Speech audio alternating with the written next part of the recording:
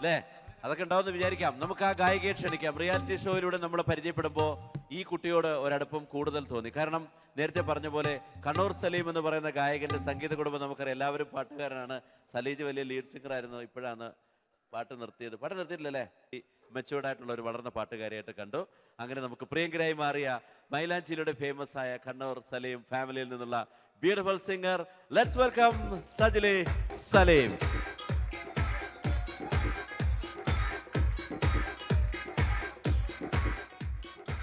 ഏതായാലും നമുക്ക് ആ ഗാനം കേൾക്കാം. വളരെ പ്രശസ്തമായ ഗാനം. പക്ഷെ എന്നാലും ഞങ്ങൾക്ക് ഒരുപാട് ഇഷ്ടം തോന്നുന്നത് ആ ഒരു പാട്ടുണ്ട്. സജിലിയെ സജിലിയാക്കി നിലനിർത്തിയ പ്രേക്ഷകരിലേക്ക് സ്വീകരണ മുറികളിലേക്ക് ക്ഷണിച്ചൊരു പാട്ടുണ്ട്. ഞാൻ പറയണ്ടല്ലോ. അതെ, എന്നെ ഏറ്റവും കൂടുതൽ മൈലാഞ്ചിയിലൂടെ പോപ്പുലർ ആക്കിയ സോങ് ആണ് ലൈല മജ്നു. യെസ്, അതിന്റെ രണ്ടുപേരും കൂടി കേൾക്കാം നമുക്ക് അല്ലേ? If you don't mind. Thank you so much Sajili. അസ്സലാമു അലൈക്കും. ഈദ് മുബാറക്. വളരെയധികം സന്തോഷം.